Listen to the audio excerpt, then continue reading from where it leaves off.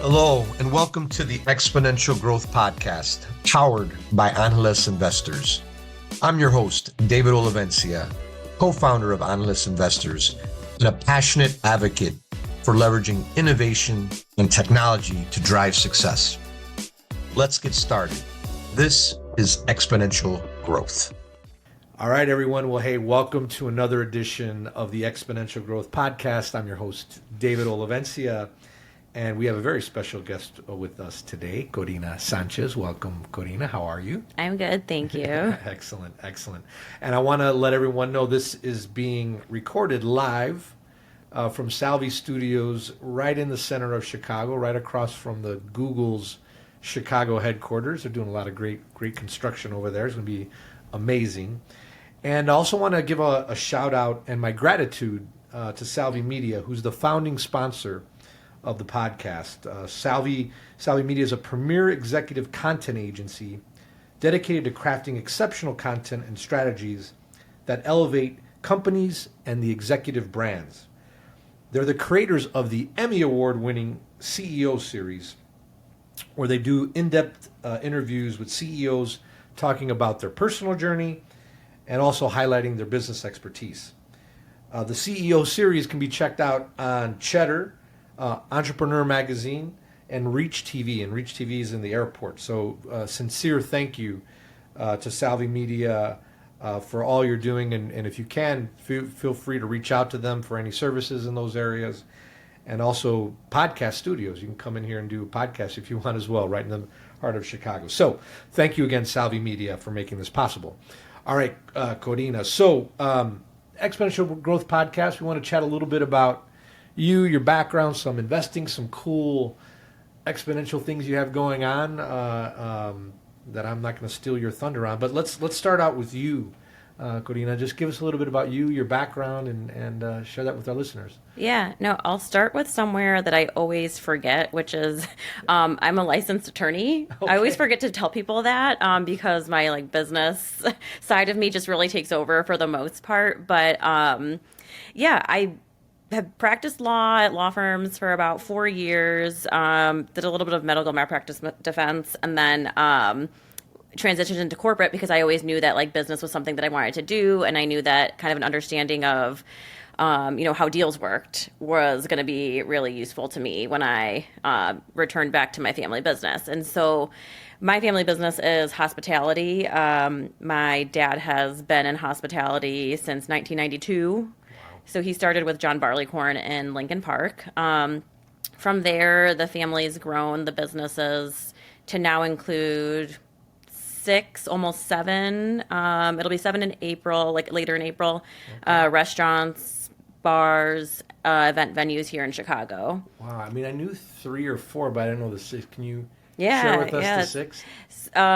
6 or 7. Yeah, so we've got Moe's, Old Crow Smokehouse, Treehouse, Tunnel, and La Luna. And there'll be the next one's going to be Lunita. In Logan Square. Okay, cool. So cool. That's coming up. Well, no, and we were at, we've had definitely after parties and events at Treehouse, and great food, but the one thing that just I rave on is the guacamole at Moe's Cantina. The best ever. I've had guacamole all over the place. It's the best. So highly encourage everyone to get out there. Great happy hours, but phenomenal, lots of food, but that guacamole is the best.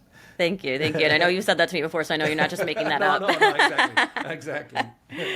But yeah, so hospitality is kind of our bread and butter. I've been doing it full time since about 2018, and I also like to call myself kind of a serial entrepreneur. I've done a couple other things. I've dabbled in the cannabis industry, helped a couple groups get some licenses in Illinois.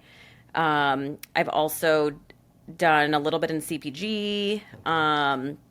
And most recently now I've been doing renewable energy.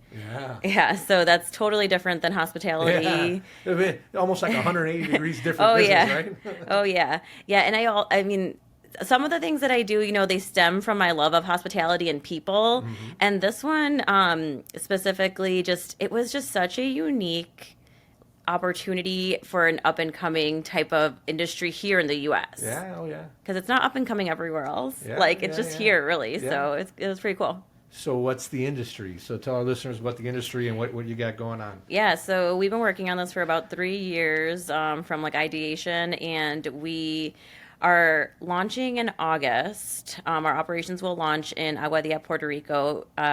We are building a solar panel assembly facility that's going to be producing 1.2 gigawatts of power per year. So so this is in Aguadilla, Puerto Rico. You're going to be manufacturing solar. And can you give a perspective on just like what is 5 gigawatts? What is that? You know? I know, because people, even I am not super versed on this yet, but it's a lot. Yeah. A lot of people will order, so we're not doing residential. It's all commercial projects. And orders will range anywhere from like 50 megawatts to, 200 megawatts is a very large order. So if you look at that, we're producing 1.2 gigawatts. Yeah. It's on the larger side. Okay. Yeah. Okay. So why Puerto Rico? I mean, you could do I live. By the way, my family's from Puerto Rico. I've lived in Puerto Rico 3 years. Why Puerto Rico?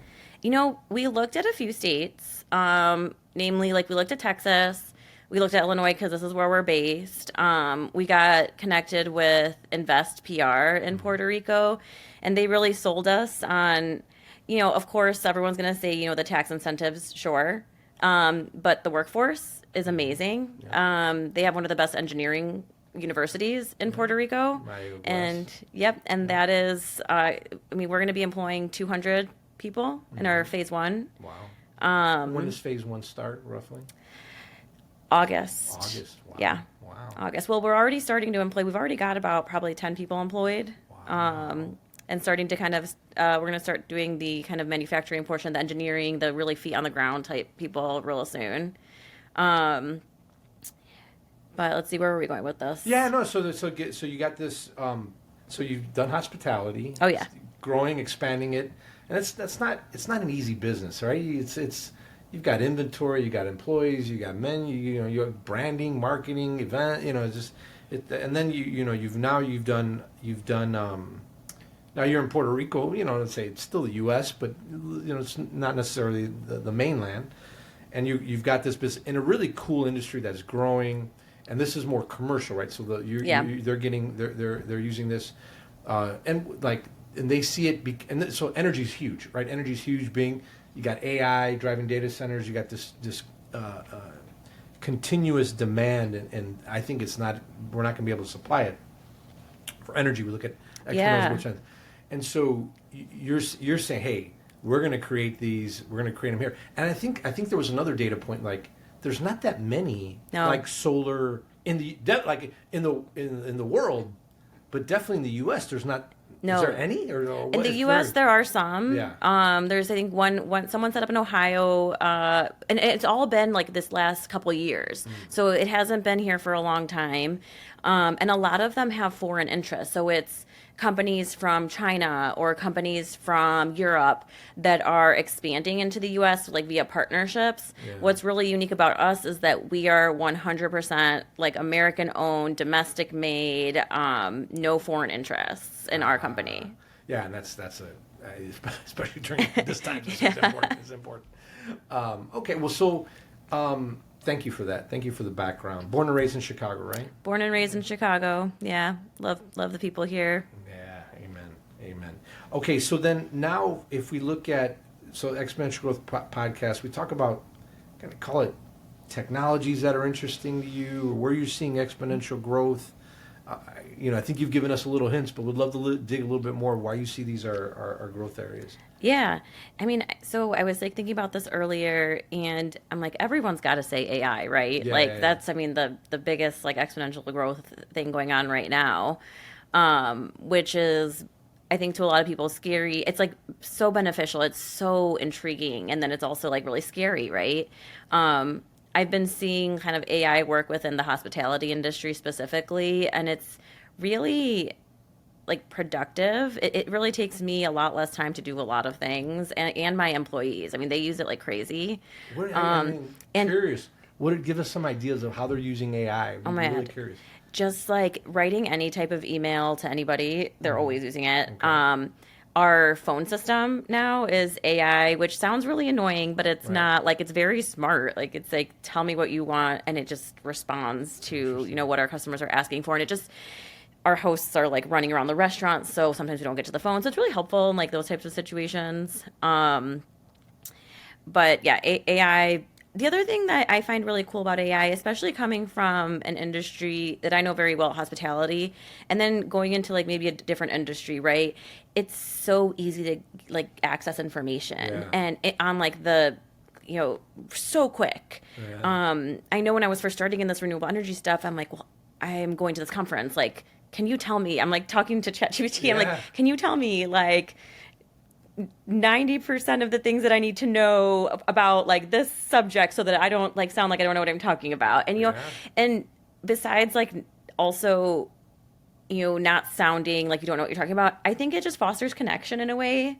So like AI, sure, it's going to, it takes away some connection because it's, less human interaction. But I think I found that it fosters connection because I'm so easily able to access information that like things that you do. I'm like, so what does David do? And I want to learn more about that really quickly so I can connect with you easier and like learn more from you then. So I ask better questions. So that's, I think, a really cool part of AI. Yeah. Or it's like even like researching or finding out information or what's the market or what's the strategy or how do I better, and I need to sell these solar panels to enterprise customers. What's the best script? I mean, there's so many different ways. And the I didn't think about it as much on the hospitality side, but now that you've mentioned it, really, really cool. And then when you think about investing, so this is every restaurant is an investment or venue, and then you've got this is a bigger investment. So just talk about maybe similarities, difference. Not only of these businesses, because I think they're very interesting in how you look at them from an investment and a return on investment. Yeah. But then when you look broader, like how with your life experiences, legal, hospitality, how are you now thinking about investing I feel like my thoughts on investing, they're almost like a roller coaster, right? They go up and down and up and down, and that's because a lot of the times I'm investing in my own companies, right? And so right now it's really hard for me. I'm seeing all these really amazing companies come up and have offerings. And I was like, I can't like put my money there now because it's investing in myself and my businesses. But there was a time like, a year or two ago when that was really cool to invest in like up and coming companies and industries. And especially for me, like Latino owned was really big. And so looking at that, and then the other thing I kind of realized as I look at investments is, so the hospitality and manufacturing of solar panels are like, it's like the perfect example for what I'm about to say. One of them seems like very luxurious, very like fun, and it is. Hospitality is so fun. Like everyone wants to like own a bar or a restaurant and, they have fun there. Treehouse, Most Cantina, they're having fun there. But I would say, I mean, unless you're trying to get VC backed and grow really quickly and have not a whole lot of control over that business, I mean, that's a hard investment. Restaurants, the margins are super low, success rates are super low. It's a lot of work. So like that's something that people are always like, wow, that's so cool. I want to own something like that. And it's not necessarily the most secure investment. On the other hand, if you look at a little like unsexy things, I've realized that a lot of unsexy things are really where you should be putting your money. So, right, there's these emerging industries, and not just looking at like what is the emerging industry, but what is allowing that emerging industry to succeed, because those are also the businesses that you should be looking at and investing in, right? Yeah. Manufacturing of solar panels, like, I don't know that I would have ever thought about it. Yeah. But the numbers, when you look at the numbers there, wow. Yeah. And a bit of your, bit of your life experiences, the legal side, gave you kind of and your education, right? Give you kind of a perspective to look at these numbers and evaluate them and look at the R. And then and I think, correct me if I'm wrong, you had to pull together private-public partnerships as well, right? Yeah. So how was that? Yeah, there's a lot for this was a really interesting. So prior to this project, I didn't have a lot of experience within finance, like, as what's the word? Like I wasn't I didn't know a lot about how it worked. Restaurants, it's hey, friends and family, give us some money, bank loans, easy peasy, few $1 million, no big deal. This project required upwards of $50 million. Yeah. And so we were looking at all, scale, right? yeah, we were looking at all different channels, right? And so we did start with friends and family, which in my opinion is like the hardest money to raise. The first dollars are always the hardest to raise. And so we did that, and we were really lucky to find a lender that was looking at us, and that's kind of how we got the majority of our financing. And now we're going back to our equity financing, which is a lot easier now that we've got money in the bank. So, yeah, it's been different, and it's been like a really big learning experience to even work with those numbers, to like talk to financial advisors and realize that $100 million is not a lot for them, for investment firms or like VCs and stuff like that. And I had never thought about money that way. No, me neither. I grew up very humble, simple background, and then you look at some of these things, and you say there's some funds, right? That how big is your fund? Oh, we're raising a 20 to 25 million. Oh, sorry, we won't even look at you unless you're a $50 million fund, right? I mean, and then just the amount of money. Oh, this firm closed $1 billion fund, a multi-billion. It's just like when you begin to see this world of just the amount of capital that's out there flowing around and moving around, it's fascinating. It is, and it's like infuriating because the money's out there. Yeah. And you're like, how do I get it? Right? Yeah. No, exactly. And it's moving around and different things. It's like, how do I get it?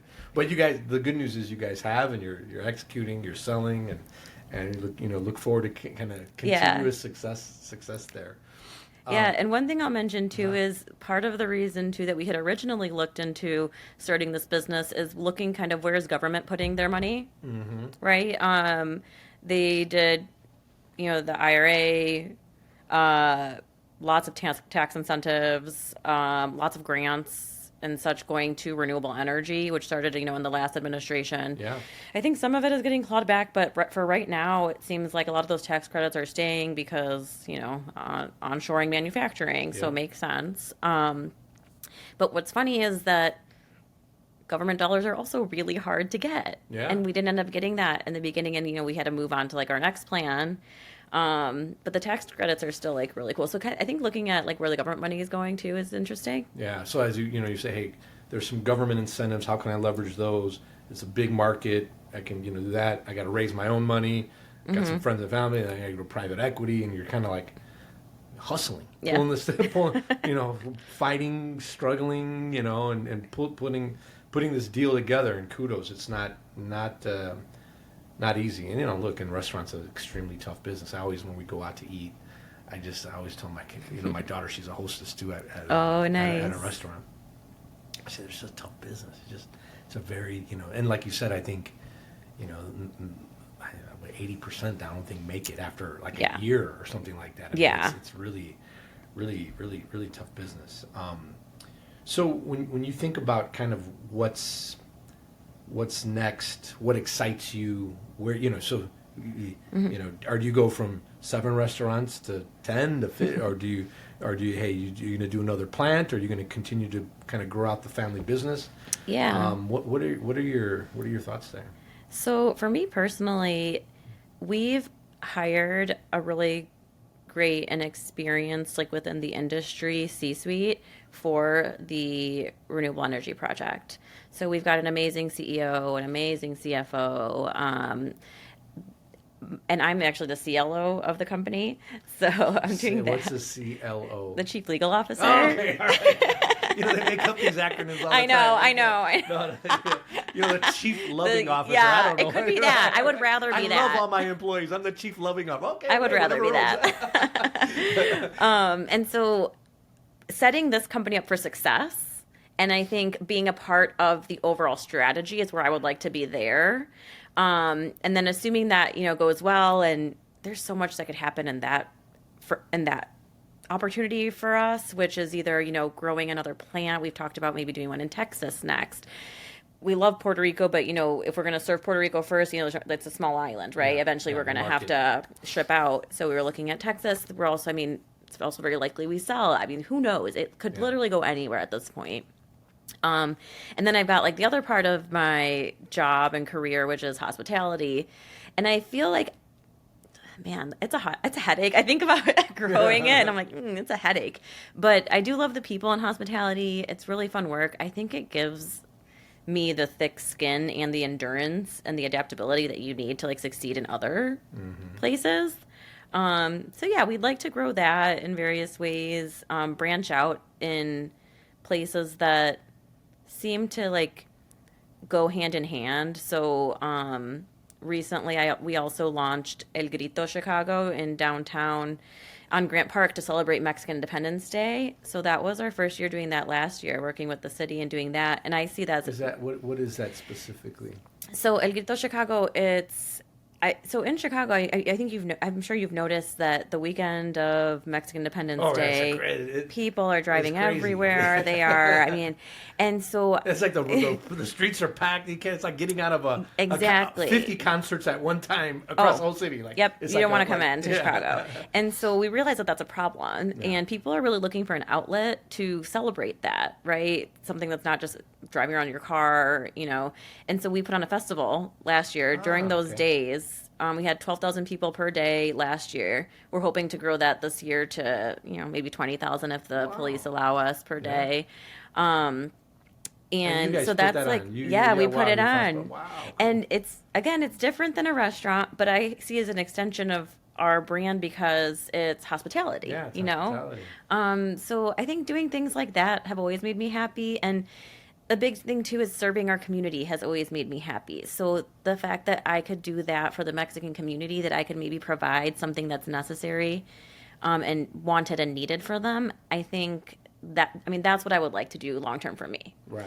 And then kind of connected to that, what I'm excited for just generally, it's funny because so all these statistics get thrown out, right, about Latinos are 20% of the U.S. population. Yeah, and I heard, 30. Yeah, we are. Yeah. When I say 50% of the youth, or 50% of the Chicago public schools, though. Yes. Right. So it's the youth, right? So because I heard a news stat today that kind of gave me goosebumps because I was at the Hispanic Chamber breakfast, the Illinois Hispanic Chamber of Commerce. I'm on their board. I was at their breakfast, and the president of the U.S. Hispanic Chamber of Commerce spoke and said that the average age of the average American is 40. Mm-hmm. Okay. But if you take the average age of a Latino, it's 18. Oh, so it's just there's so much growth there. It kind of gives me goosebumps where I'm wow, our youth, I think we're going to see a lot of growth with them, businesses, new technology and, things that I'm too old to get into now. Yeah. Well, you'll be investing in it. Exactly. So that's what I'm really excited about. Well, it's exponential growth, right? And you look at that. You look at the growth of the population. This is where, at least on the list, they're a sponsor of the podcast, right? And we're members. But it's hey, we want to leverage that growth, right, to find, fund, grow great startups, right? Yeah. And they're out there now. We're finding them, and then with those with those demographics and that growth, they're going to be there, and we're going to be ready for them. So yeah. Anything else you want to share with our listeners before we drop? Oh no, I don't think so. I think I'm sure they're probably all confused about what I do now. But so anything you need me to do, I'm there. I'm just a hard worker. No, you are. And it obviously shows. How do people stay connected with you on social? I think they know in person. You can probably a lot of come on over to the bars. Exactly. Where do you spend most of your time, by the way? Just which bar are you spending most of your? Our office is on top of Moe's Cantina in River North, so you'll usually find me around there. Okay, so if you want to find her in person, there or Puerto Rico, Yeah, exactly. or Puerto Rico. Yeah, and Aguadilla, if you guys, it's like on the other side of the island, other north side of the island. And then on social, how do people follow you, Korina? I've been recently, because of the solar panel stuff, I've been really active on LinkedIn, so that's a great place to connect with me there for that. And then Instagram, if you want to see, my new baby and a little bit of. Baby? She's good. She's 7 months now. I can't believe it. So if you want to see a little combo of, I try and do business and personal there a little bit, just so people get the full picture. Oh yeah, do you have your LinkedIn? I'm sorry, the Twitter. Instagram handle. It's at Kori10, Kori 10. Yeah, with a K. Yeah, with a K. Well, Korina, it was great to have you. Thanks for making it a priority. Come in, share a little bit of your story. Amazing story, what you guys have built on the hospitality side.